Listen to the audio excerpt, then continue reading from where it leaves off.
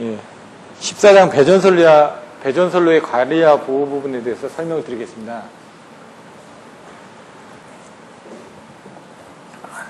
책의 맨 앞에 부분을 한번 보시면요. 목차가 나와 있습니다. 항상 그 각 챕터의 앞부분에 대해서 제가 배우게 되는 내용을 설명을 드리는데요. 14장 같은 경우 이게 장수가 꽤 많습니다. 519페이지부터 해가지고 600페이지까지 가면 한 80여 페이지 정도, 80여 페이지는 안 되는군요. 지금 590페이지까지니까 그래도 한 70여 페이지 정도가 있는데 이 부분이 어떻게 보면 중요하고 어떻게 보면 중요하지가 않습니다. 그건 뭐냐면 배전선로 부분에 대한 것들은 중요하지가 않은데 이 안에 나와 있는 역률 개선이라든가 아니면 뭐 고조파라든가 아니면 플리커라든가 이런 그 부분들에 대해서는 시험 빈도수가 높기 때문에 그런 부분 좀 중요하게 생각을 하셔야 됩니다. 하지만 이 교과서에 있는 내용만 가지고는 여러분들이 그런 부분에 대한 이해 부분이 힘들기 때문에 나중에 그런 것들은 추가적인 자료를 가지고 여러분들이 살펴보셔야 될 것 같습니다. 일단 여기 보시면 배전선로의 관리와 보호 부분을 목차를 적어봤습니다. 총 7개의 챕터가 있는데요.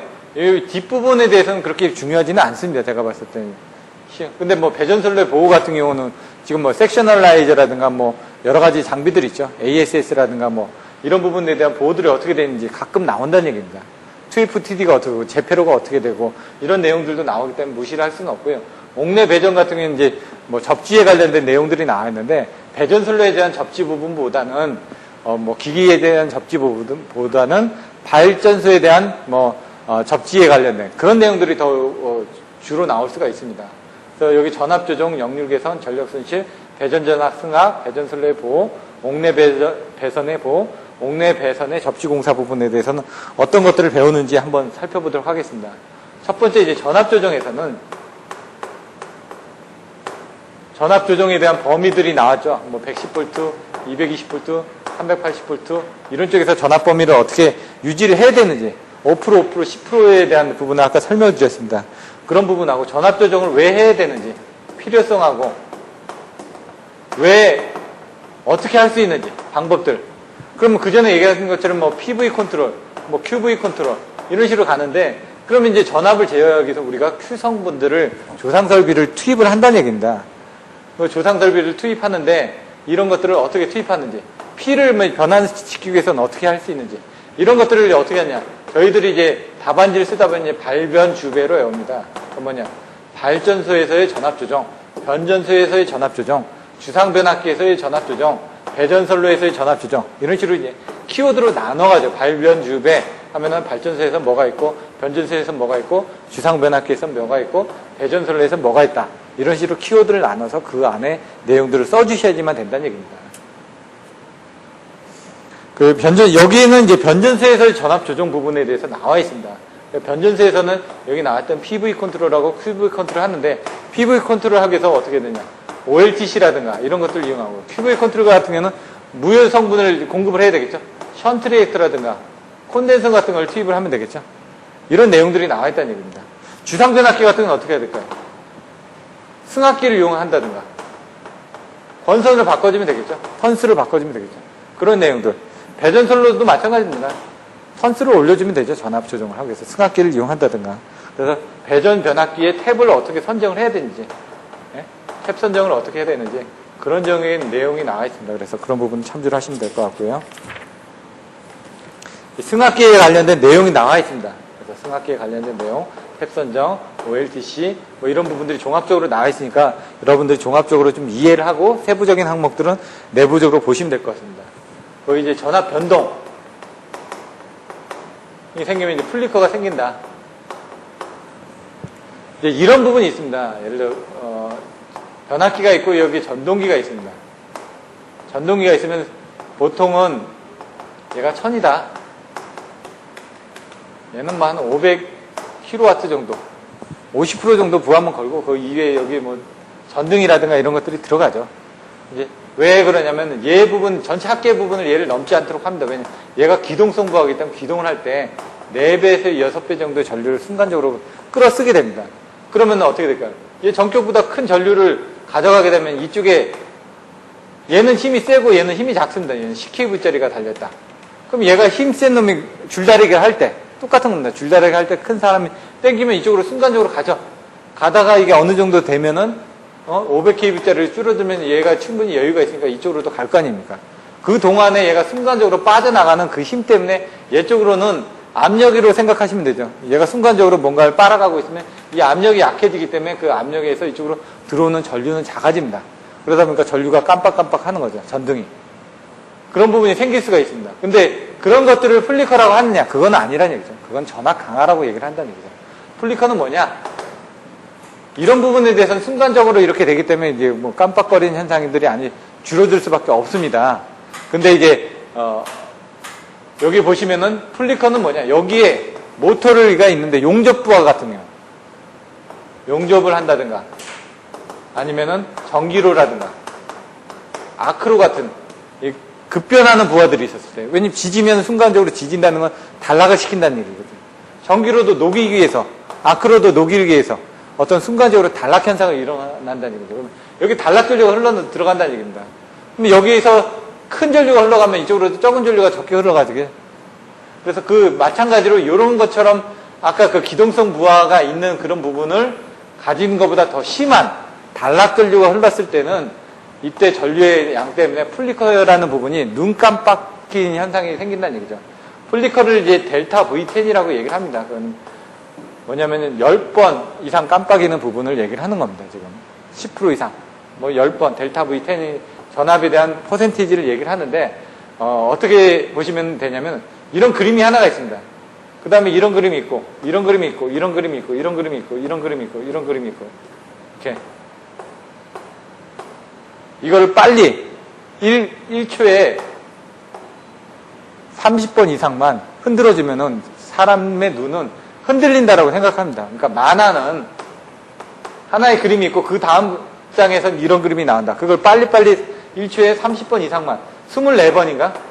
24번에서 30번 이상만 틀어주게 되면은 사람이 그거를 움직인다라고 생각하는 겁니다. 근데 얘는 뭐냐? 10번 이상이 깜빡이게 되면은 10번 이상이 깜빡이 되면은 그걸 인식을 한다는 얘기죠. 깜빡거리는 부분을. 시감도라고 얘기를 합니다. 시감도. 눈이 느끼는 그 감도 개수를 조정을 하는데 시감도 개수에 대한 부분들이 나와 있습니다. 그래서 플리커가 뭐 1%다, 2%다.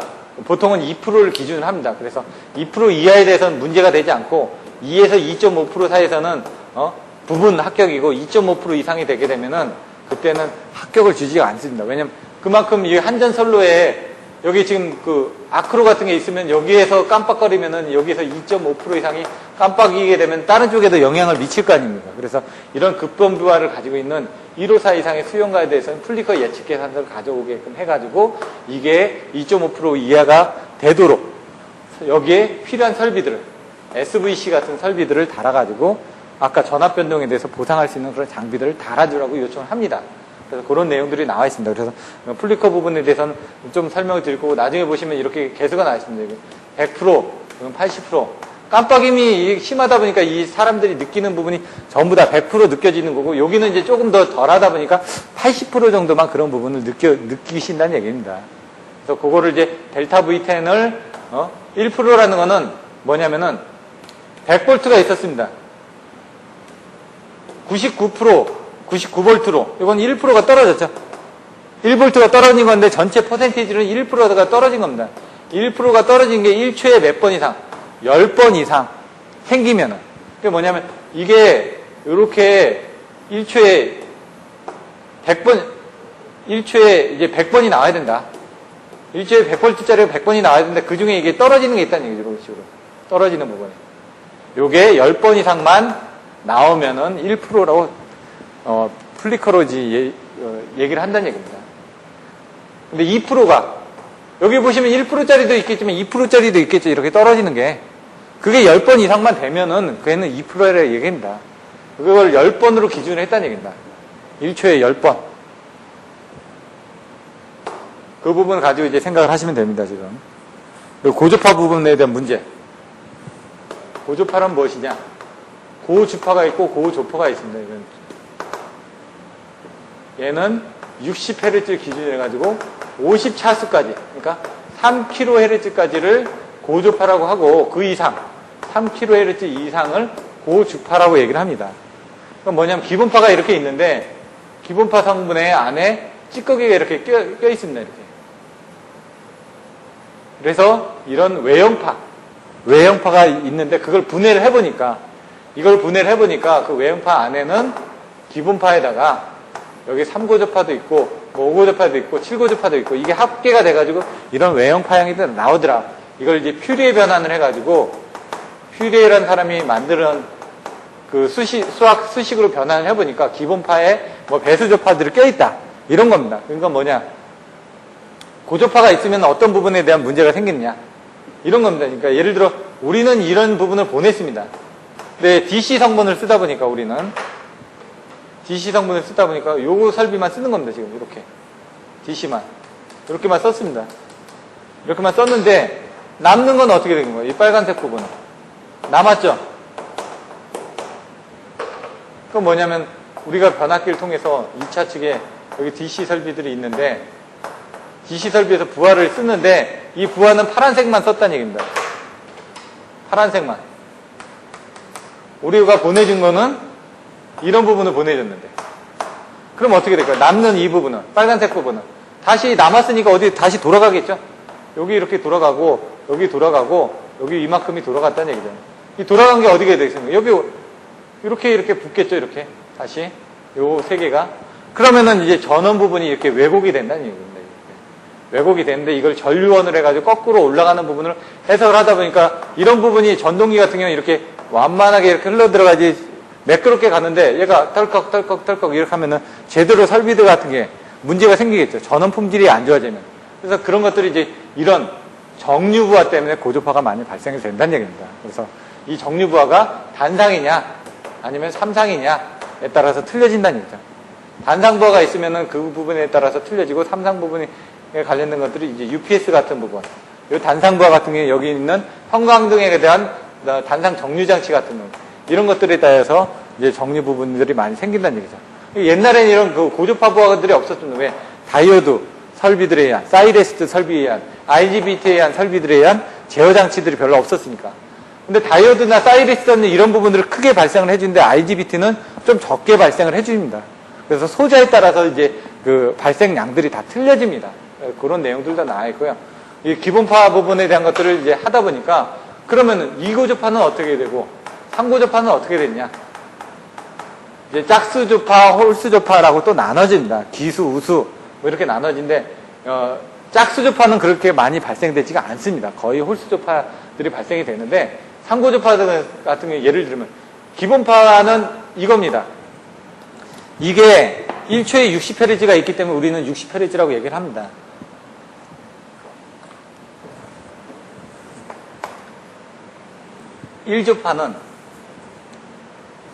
일조파가 기본파라고 얘기를 하는데 기본파가 60개가 있기 때문에 우리는 60Hz라는 얘기입니다. 근데 3조파는 뭐냐? 기본파의 배수조파입니다. 배수조파라는 거는 배수를 곱하면 됩니다. 3조파 곱하기 기본파 60이니까 얘는 180Hz입니다. 기본파에 대한 크기는 I1을 기준으로 했을 때 이만큼이다. 그럼 I3는 n분의 I1이 될 수밖에 없습니다. 크기가. 왜? 이게 60개가 이렇게 나와야 되는데 우리는 1초에 180개가 나오려면 더 작아져야 되겠죠. 크게 작아지니까 얘가 이렇게 작아집니다. 이렇게. 왜? 하나, 둘, 셋, 넷, 다, 6개. 왜?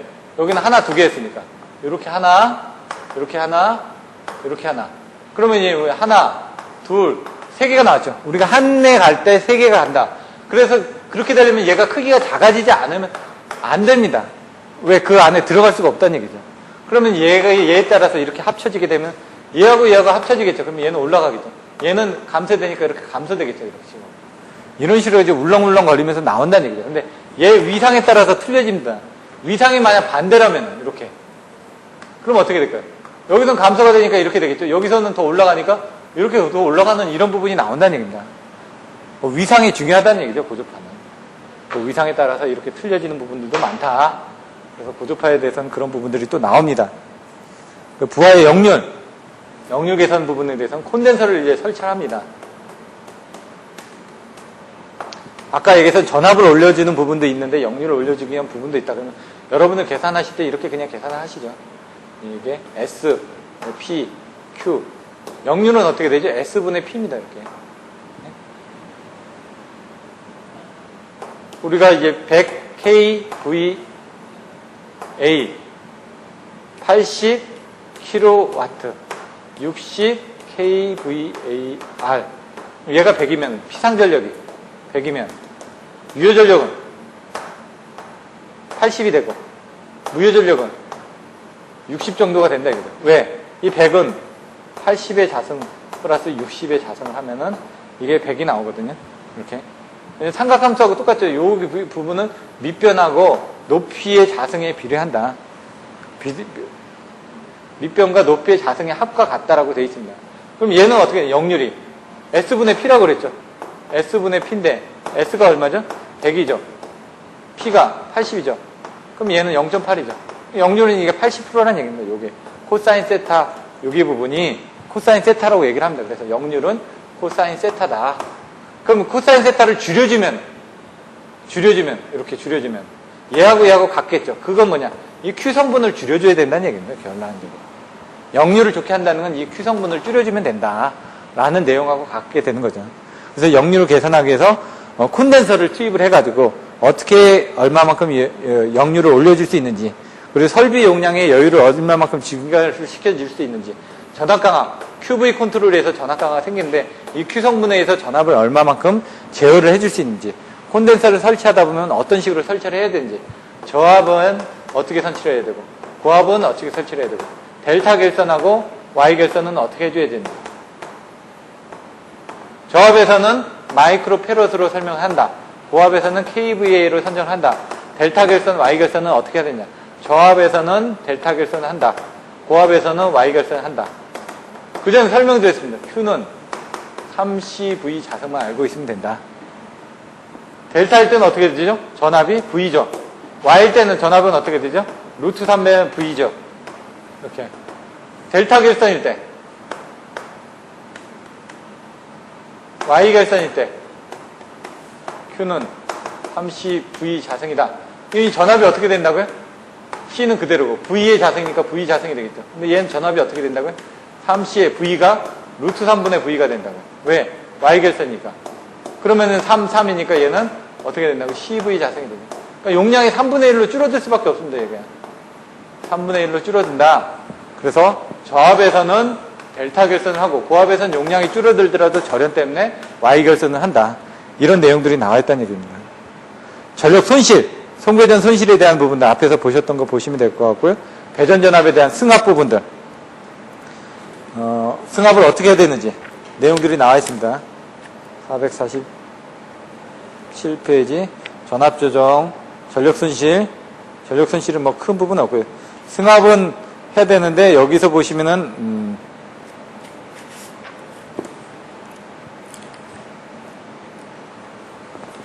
배전 전압의 승합 효과 등에 대해서는 여러분들 한번 정의를 해주시면 될 것 같습니다. 그리고 앞에서 보시면은 송배전 손실에 대해서는 배전 손실의 경감 대책 같은 경우는 25점짜리로 나올 수 있는 부분입니다. 이건 25점짜리로 나올 수 있는 부분이기 때문에 이런 것들에 대해서 정리를 좀 한번 해주셔야 됩니다. 전류 밀도의 감소와 평형, 전력용 콘덴서 설치, 고압선로의 대책, 저압선로의 대책, 배전 전압의 승합, 그러면 그 각각의 항목들로 해가지고 다시 또 내부적으로 3, 4개씩을 또 써주시는 그런 답안지들이 있습니다. 그래서 그 답안지를 내일 정도에, 오늘이나 내일 정도에 메일로 보내드릴 테니까 다음 주에 오실 때 그 부분을 좀 미리 한번 보고 오시면은 좀 더 이해가 빨리 되실 겁니다. 배전 전압의 승합을 어떻게 해야 되는지. 누전 차단기가 또 나옵니다. 여기서 보시면은. 누전 차단기 같은 경우도 옛날에 나왔으니까 ELB 그런 내용들도 한번 보시면 될 것 같고요. 누전 차단기가 동작하는 원리라든가 설치 조건이라든가 이런 것들을 보시면 되고요. 배전선로의 보호를 할 때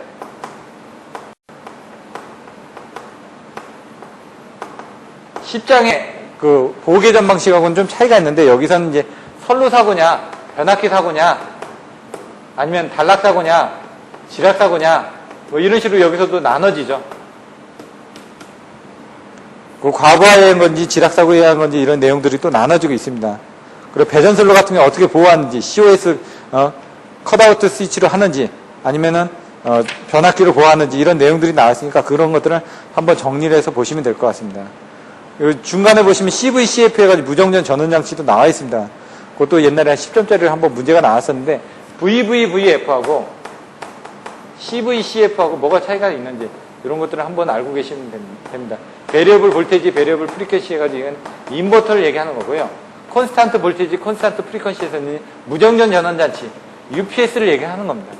얘하고 차이가 있다라는 부분을 보고 써주셔야만 됩니다. 그래서 기본서에 있던 내용들은 한번 보시면 될 것 같고요.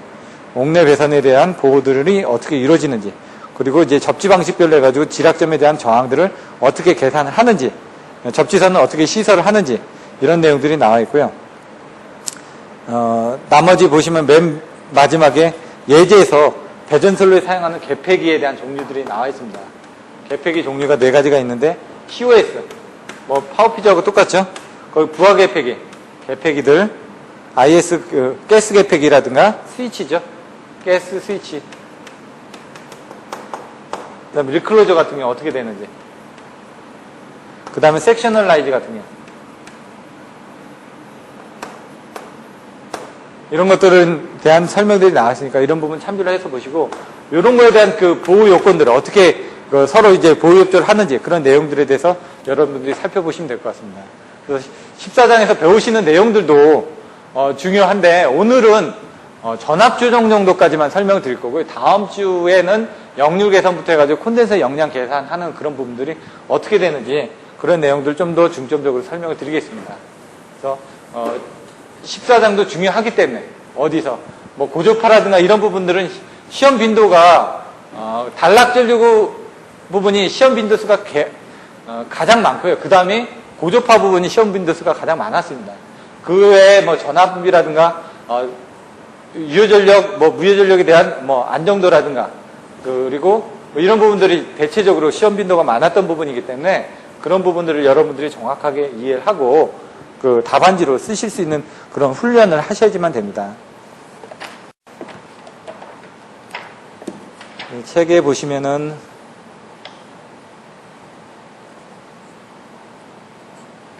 (14장) 배전선로의 관리와 보호 전압조정 부분입니다.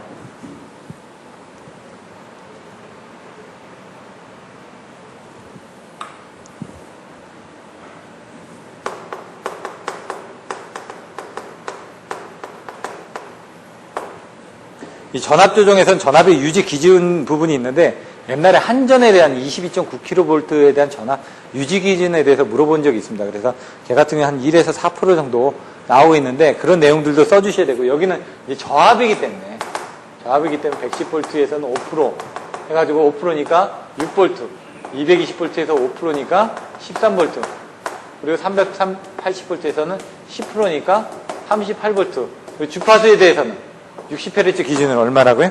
0.2Hz가 전압에 대한 유지 범위다. 이걸 표로 해가지고 여러분들 정의해서 쓰실 수 있어야 됩니다. 전압 조정의 필요성과 방법에 대해서 설명하고 있는데요. 여기서 이제 중요한 거는 변전소에 대한 전압 조정 부분에 대한 내용들이 나와 있습니다. 보시면은 수용 가축에 대한 대처효과, 필요성, 그리고 전력 공급차 측에 대한 대책이 필요성이 있습니다. 수용 가축에 대한 필요성은 어떻게 해야 될까요? 어느 정도 효율을 증대를 하기 위해서, 여기 나와 있는 것처럼 효율 증대.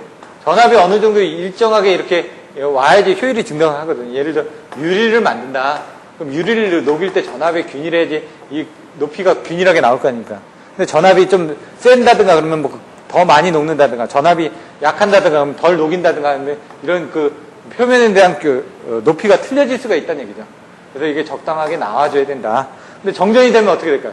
이게 다시 녹이지를 못하니까 두껍게 되겠죠. 이런 식으로 가다가 이렇게 되면 품질에 영향이 있다는 얘기입니다, 지금. 그리고 뭐 생산성 향상이 기대되고 뭐 수명 보전이 있다. 근데 여기 같은 경우에는 전압이 전력 공급자 측에서는 보내줄 때 과전압으로 대한 보호가 가능하다는 얘기입니다. 이런 것들은 내용은 한번 보시면 될 것 같고요. 이 변전선에서의 전압 조정이라든가 이런 것들은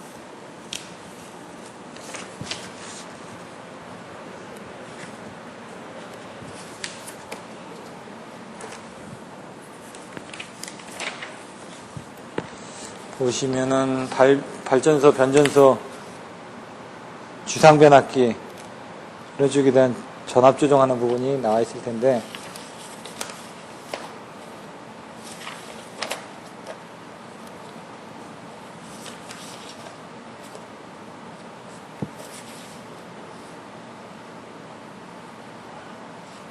책에 있는 내용 위주로만 일단 먼저 설명을 드리겠습니다. 나머지 뭐 자료들을 한번 살펴보시면 될 것 같고요.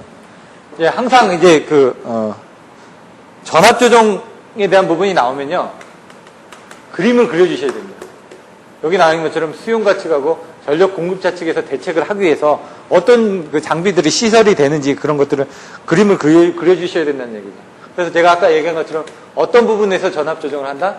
발전소, 변전소, 그리고 배전선로, 그리고 주상변압기. 이런 쪽에서 전압 조정을 한다. 그럼 그림을 그려주시라는 얘기죠. 여기 페이지 521페이지 보시면 그림이 나와 있습니다. 전압 조정 개통도가. 여기 뭐예요? 발전소.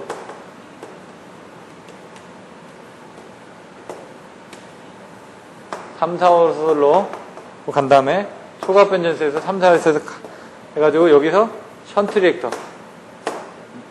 그리고 송전선이 1호사로 가가지고 그래서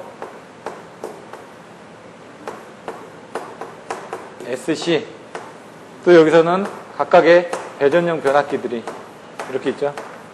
그리고 여기서 배전용 변압기에서 배전선 이렇게 되어 있습니다. 그럼 얘는 이제 송전계통이 여기 요 정도까지죠. 요 정도까지. 그럼 뭐냐면은 3, 4, 5, 154 여기는 22.9kV라는 얘기죠. 22.9kV에 들어오면 여기 주상변압기에서 어떻게 되죠? 380에서 220V로 떨어지죠. 그 외에 22,900에 가서 여기서 뭐 배전용 변압기를 통해서 또 나갈 수도 있고요. 그러면 우리가 보는 부분이 송전계통은 항상 22,900 요 메인 변전소까지가 한전선에서 보는 송전 개념입니다. 1호사 변압기 2차 측 여기서부터는 지점에서 관리를 하죠. 여기는 이제 배전계통이 된다는 얘기죠. 이렇게. 그리고 여기서 부분에 또 나가는 부분은 또 나눠가지고 수용가 부분으로 이렇게 나눠놨습니다.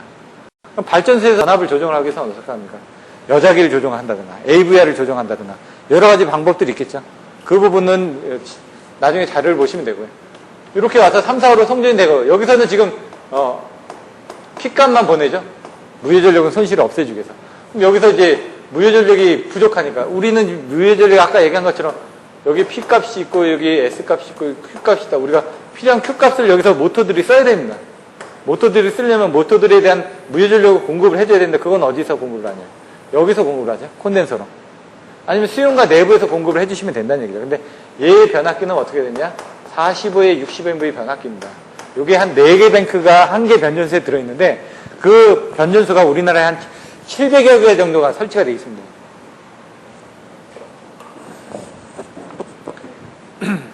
700여 개 있는 이 변전소, 이런 변전소들 다 합해가지고 한 700여 개가 있는데 그 중에 45에 60MV짜리 4개 뱅크가 있다. 그러면 1개 뱅크에 얘는 5메가바 정도의 콘덴서 뱅크가 달려 있습니다. 그걸 통해서 이렇게 콘덴서를 통해서 무효전력을 공급을 해준다는 얘기죠. 근데 얘는 여기도 이제 1호사 설비, 1호사 수용가들이 있을 거 아닙니까? 1호사 수용가 등이 있다. 그러면 어떻게 여기에 콘덴서, 이게 스타콘이 들어가겠죠. 저번에 이제 변전소에서 보여드렸죠. 1호사 변전소 안에 스타콘 들어가 있는 거. 그거는 1호사 수용가들에 대해서 공급하기 위해서 SC가 달려있는 거고요. 요거는 22,900 변전소에 있는 그 22,000 배전, 빌딩이라든가 이런 쪽에 그 콘덴서를 공급해주기 위해 있는다는 얘기죠. 여기에 예를 들어 전압 강화가 있었을 경우에 여기 SC, SH 같은 경우에는 얼마짜리를 단다고요? 30메가바 정도를 단다는 얘기죠. 22.9kV에 다는 부분은. 근데 여기에 이렇게 다는 게 아니라 여기에 이제 조상용량으로 단다는 얘기죠. 23kV 여기 단다는 얘기지 여기다 단다는 얘기는 아닙니다. 여기에 달아서 이제 용량을 쓰고자 할 때 하는 거고 여기 1호사 같은 경우는 얼마를 단다고요? 여기는 100메가 MV 정도, MV라고 그냥 표시를 하죠. 100메가 VH 정도로 표시하고, 3, 4, 5 정도에는 200메가 MV 정도를 지금 그 션트 리액터를 달아가지고 투입을 시킵니다. 요건 어떻게 하냐. 여기 얘가 죽었을 때 콘덴서가 투입이 되니까 어떻게 되죠? 페란티 현상이 생기죠. 이 시성분에 의해서 어떻게 선로 충전에 의해서 발전기에 자기여자 현상이 생기죠. 이런 것들을 줄여주기 위해서 어떻게 션트 리액터를 달아가지고 그 시성분을 줄여준다라고 설명을 드렸지 않습니까? 그런 내용들이 있는 겁니다. 그래서 이렇게 그림을 그려주고 거기에 대한 것들을 여러분들이 생각을 했다가 여기에 대한 것들을 표로 써가지고 발전소에 대한 존압조정, 변전소에 대한 존압조정, 배전선로의 존압조정, 주상변압기에 대한 존압조정들은 어떻게 하고 있고 거기엔 대택들은 뭐가 있다라는 것들을 써주셔야 된다는 얘기입니다. 여기 보시면은 521페이지에 조상설비로서 주상변압기 탭조정, 승압기, 유도전압조정기, 병렬 및 직렬 콘덴서 등을 들 수 있다. 이런 내용들이 나와 있고요. 변전소의 전압조정 521페이지에 나와 있습니다. 이 그림에서 여기 변전소에서 전압조정은 어떻게 하고 있냐. 이건 OLTC 같은 걸 이용을 하면 되죠. 탭을 이용해서 탭 체인지를 이용하면 되니까. 여기 보시면 변전소에서 전압조정에는 모선 또는 급전선마다 여기서 우리가 뭐라고 그랬죠? 급전선, 간선, 분기선. 급전선의 개념은 뭐예요? 위죠, 중간, 말단. 급전선은 여기서 들어오는 이 부분이죠.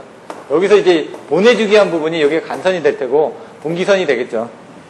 급전선에 대한 부분에 대한 것들을 전압조정 설비를 해서. 근데 여기서는 이쪽으로 나가는 이 수용가 쪽에서 봤을 땐 여기가 급전선이 되겠죠.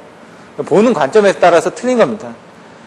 변전에서 내어보는 송전 전압을 중부하시는, 여기 부하가 많이 걸려있다. 그럼 전압을 좀 높게, 부하가 낮았을 때는 전압을 낮게 조정을 해준다. 그래서 최근에는 이러한 송전단 전압의 조정을 어떻게? 이 주변압기의 2차 체계 ULTC. ULTC가 뭐라고요? OLTC. 언로드 탭 체인저. 부하가 걸려있을 때 자동운전을 해가지고 부하 시간대에 관계없이 배전선로 송출 전압을 상시 규정 전압 범위 내. 얼마라고? 여기서는 아까 5%, 10% 했지만 22,900원 제가 몇 프로라고 그랬죠? 1에서 4%라고 얘기를 했죠. 그 내용이 여기 나와 있다는 얘기예요. 1에서 4% 범위 내에서 유지하고 있다. 마이너스 1에서. 그렇게 보시면 되고요. 배전선에서의 전압조정. 여기 배전선로에 대한 전압조정. 발전소에 대한 것들은 자료를 참조하시면 되고, 변전소에서 뭐를 이용한다고요? OLTC에서 사용을 한다고 얘기를 했죠. 그럼 배전선로, 주상변압기, 이런 부분이 또 나올 거라는 얘기입니다. 배전선에서의 전압조정에서는, 고압선 및 저압선에서의 전압 강을 적정 한도 이내로 저장한다. 배전선로를 뭐라고요? 5%, 10%라고 얘기했으니까, 우리나라에서 특고압 배전선로 및 저압 배전선로의 전압 강화 한도를 각각 10% 내로 운영하고 있다.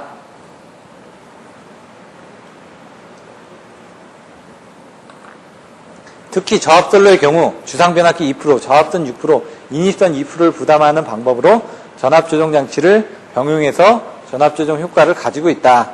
그럼 배전선로, 여기 있는 이 배전선로, 여기 이제 주상변압기가 될 거고, 이제 배전선로가 있을 텐데, 그 배전선로에서는 어떤 것들을 이용을 하느냐?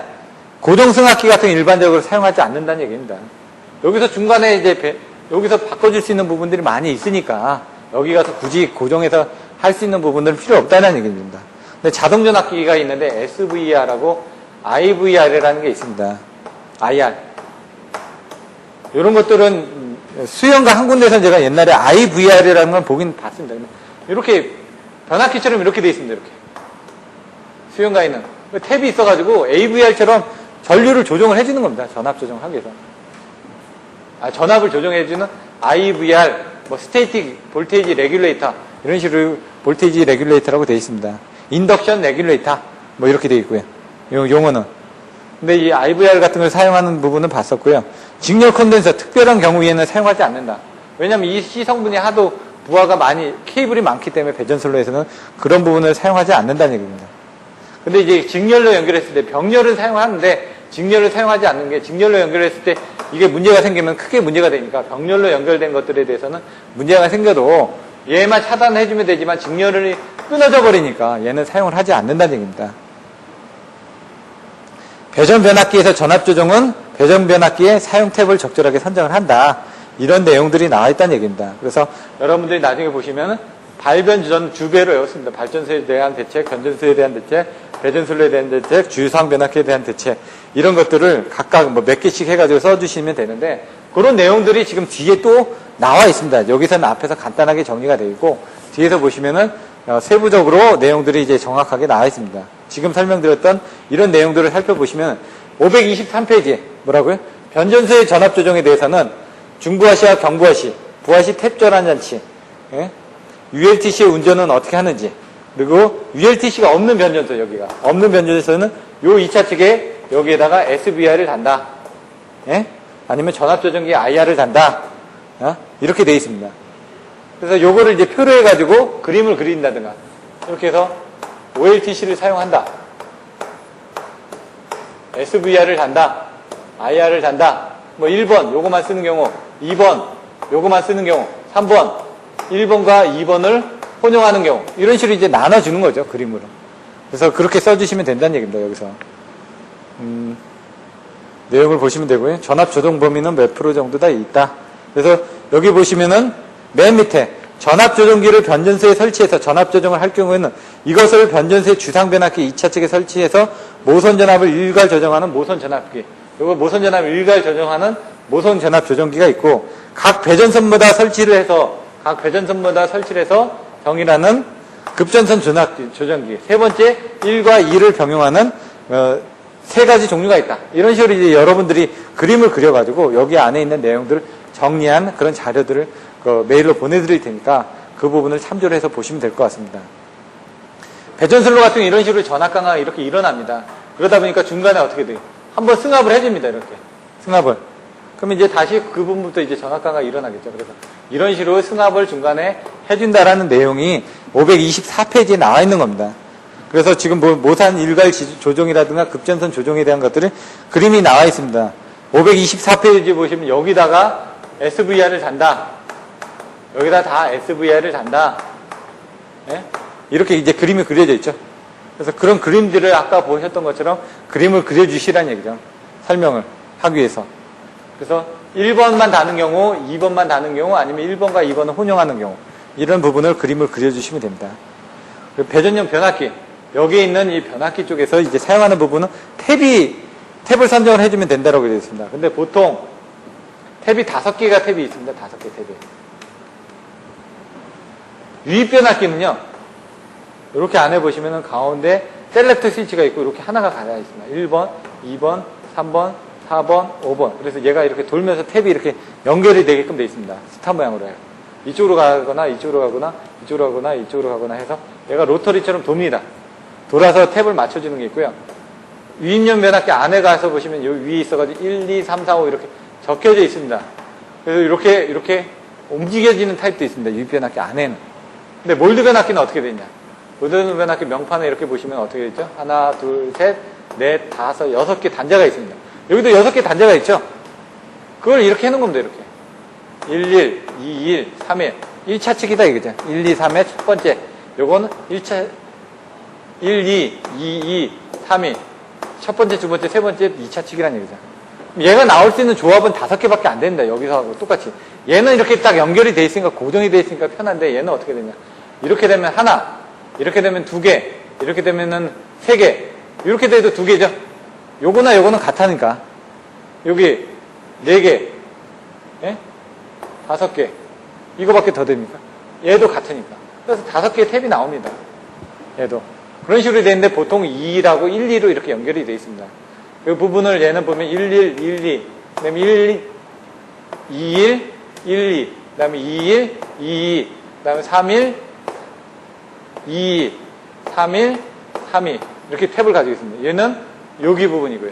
얘는 여기 부분이고, 얘는 여기 부분이고, 얘는 이렇게 하는 부분이고, 얘는 이렇게 하는 부분이다 이거죠. 이렇게 5개 탭을 가지고 조정을 해주게끔 되어 있습니다. 근데 우리는 통상적으로 이 탭을 씁니다. 그래서 얘가 1번이다, 2번이다, 3번이다, 4번이다, 5번이다 이렇게 생각을 하시면 됩니다. 탭 조정 방법에 대해서는 몰드 변압기든 유입 변압기든 이렇게 5개를 가지고 있다. 그럼 얘가 22,900에 380에 220이다. 얘는 23,900에 380에 220이고요. 얘는 21,900에, 얘는 29,000에, 얘는 19,900에, 이렇게 탭이 되어 있습니다. 전압 부분이. 그렇게 이제 보시면 됩니다. 그러면 이 임피던스 전압 강화를, 얘도 임피던스가 이렇게 있는데, 5개가 있는데, 여기서 이렇게 코먼을 하느냐, 이렇게 코먼을 하느냐, 이렇게 코먼을 하느냐, 이렇게 코먼을 하느냐에 따라서 이 임피던스 부분이 이제 틀리게끔 만들어준다는 얘기입니다. 탭을 이용을 해서. 그런 정도만 여러분들이 이해를 하시면 될 것 같습니다. 내용은. 승합기 부분은, 단권 변압기 부분을 나중에 보시면 됩니다. 이렇게. 여기 전압이 요만큼 걸렸는데 여기는 요만큼의 전압이 걸려집니다. 요 건수를 하나를 쓰면서 여기 탭 부분이 이렇게 되기 때문에 요거는 단권 변압기에서 나중에 내용을 승합을 했을 때하고 강압을 했을 때하고 이 비율이 어떻게 되는지 그건 자료를 한번 살펴보시면 될 것 같습니다. 뭐 삼상 V결선 승합기 같은 경우는 그림을 이렇게 해가지고 이렇게 그린다라고 돼 있습니다.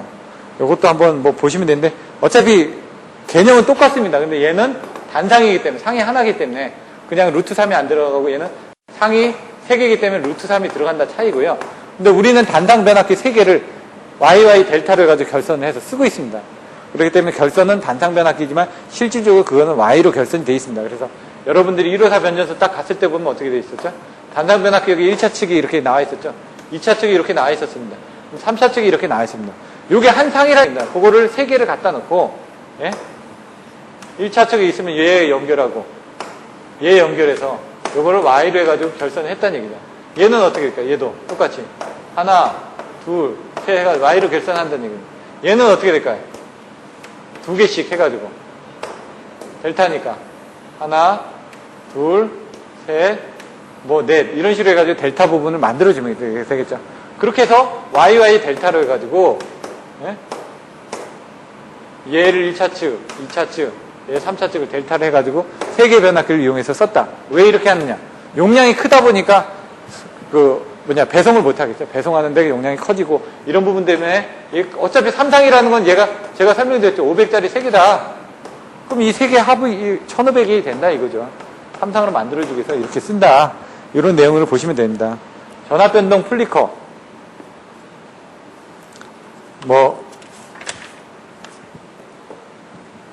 전압변동은 아까처럼 설명드렸던 그런 내용 정도로 보시면 돼. 여기서 플리커 부분에 대해서는 전압 강화가 있고요. 전압 상승이 있고요. 나중에 PQ에 관련된 내용들을 보면 전압 강화, 전압 상승, 플리커 이런 내용들이 나옵니다. 여기 보시면은 플리커가 뭐다? 간단하게 이제 요 내용만 설명드리고 다음 주에는 전압변동, 플리커, 그 다음에 고주파, 역률 계산 이렇게 해가지고 좀 설명을 다시 드리겠습니다. 일단 플리커는 뭐냐? 부하의 특성에 기인하는 전압동에 의해서 조명이 깜빡거린다든가 텔레비전 영상이 일그러진다든가 하는 영상을 일반적으로 플리커라고 부르는데 그게 어느 정도 이상이 되면 심한 불쾌감을 느끼게 된다. 전압변동에 영향을 가장 크게 주는 요소로는 임피던스 변동이 심한 제강용 아크로가 있고 X선 장치, 전동기, 용접기, 유도료 등이 있다. 이런 내용들이 있습니다. 그래서 플리커에 대한 경감 대체, 발생하는 보상 방법 그런 부분에 대해서는 다음 시간에 전압변동부터 해가지고 플리커, 고조파 이런 부분 중요하기 때문에 따로 해서 설명드리겠습니다. 그리고 역률 개선 해가지고 나머지 부분 해가지고 다음 주에는 14장 부분을 다 끝내고요. 고조파 같은 경우는 좀 시간이 걸리더라도 1시간이 되더라도 배점이 중요한 부분이기 때문에 그런 부분에 대해서는 좀 자세하게 설명을 드릴 거고요. 전압변동 플리커 같은 경우도 좀 설명을 드리고 다음 주 14장 끝내고 그 다음에 전력계통공학 다음 주에는 혹시 모르니까 전력계통공학 책을 가져오십시오. 그래서 전력계통공학에 대한 요약 부분을 한번 또 설명을 드릴 겁니다. 전체적인 부분은. 그래서 시간에 맞춰가지고 설명드리고 송배전공학에 했던 그런 내용들이 많이 중복이 됩니다. 전력계통공학에서는. 그래서 그런 부분들은 좀 생략을 하고 전력계통공학은 빨리 끝내도록 하겠습니다. 그러면 다음 주에 뵙도록 하겠습니다. 감사합니다.